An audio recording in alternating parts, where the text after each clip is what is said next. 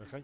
Okay, can you tell us your name and a bit about yourself? So I am Hind, and I am a football fan, a recent women's footballer, and then also my company Birdsoup. We are the sponsor of the Under-16s Girls Cup today.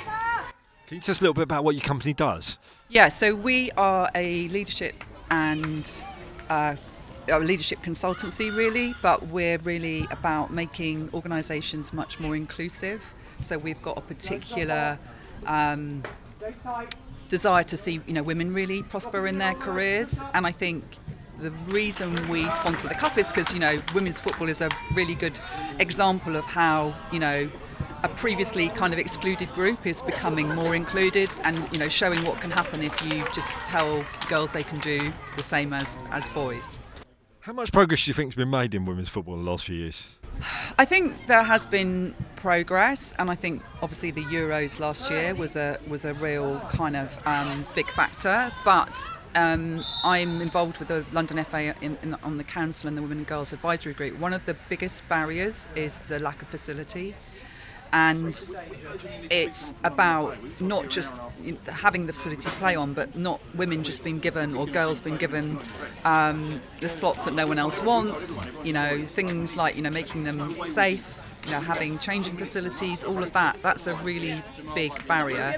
I think as well that whole factor of girls giving up sport when they're in their teenagers, there's a lot of research that supports that. I think it's making girls feel that it is for them as well. So I think the increased profile of women's football on TV, of ex-professional footballers being involved now as in punditry, so we're seeing much more of that. I think it is really growing massively, but I think there's a real opportunity to make sure that still continues. What could football learn from the other industries that you've worked with when you're dealing with these sort of issues? I think it's about not just paying lip service to things, so not just saying, oh yeah, we want to do football. So I think the announcement by the government of saying, oh yeah, we want girls to play sport in schools, we know there are still real barriers to that. So if you don't have someone in the school that thinks that girls should play football, then that's just not going to happen. So it's about holding people accountable and looking at where the barriers are. So it's all very well saying, well, we've approved that money, or there are the opportunities, but it's finding out why, particularly girls, I think, from underprivileged backgrounds who might not be able to travel, or there might not be a club nearby to them. So it's really looking at the whole picture and what's stopping it from happening. Tell us a little bit about your own football journey. What's that involved? So I'm a massive football fan. I'm a Norwich City fan. It's a hard thing. It's a really hard thing. So I got involved as a parent volunteer when my son was much younger, and then got persuaded somehow to do my level 1 coaching. So I helped run my son's team. He's forgiven me. And then he's now at university, and one of the other mums that I met through playing football persuaded me to go, and she said, look, there's this new opportunity at Bromley, why don't you come along? So I started playing 5 years ago. So I play for sort of 2 clubs. It's women's rec, so not particularly serious, but I absolutely love it. And so I play 2 or 3 times a week. Play more than my son now, which is hilarious. So why do you think you weren't interested when you were younger? Is it just lack of opportunity? There was no opportunity. I'm quite old. There was just no opportunity. I was very sporty. I played hockey. I played netball. I did all the stuff. The football just wasn't. So it really sort of makes me quite emotional to think that for girls now it is available, and for women like me that have never played, there are opportunities now for that to happen. Is that a really important part why you want to sponsor things like today, because it's so important? Absolutely. I'll be going around speaking to some of the mums and seeing if I can recruit some more players probably.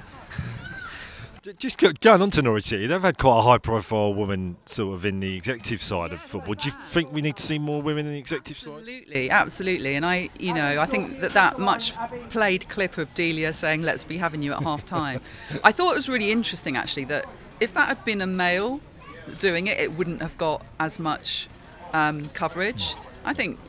But I do think that I did a little analysis last year for a report we were doing. The number of women on boards of football clubs throughout all the pyramid is really disgraceful. And I do think that's something that needs to change, because otherwise, you're just not getting that diversity of thought in those boardrooms. And that, to your point earlier about what can football learn from other industries, there's now that kind of 30% of women on boards across the FTSE 100. Football needs to learn from that, and they need to do it quickly. Yeah, brilliant. And finally, what does football mean to you? Oh gosh, it can mean the difference between a really bad weekend and a really great one.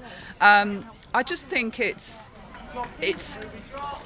really hard to put into words. I love watching it. I love being here today. I love playing.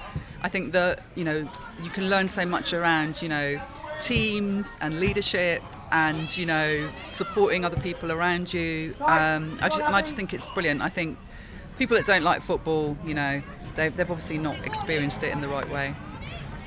Absolutely right. Thank you very much. Thank you.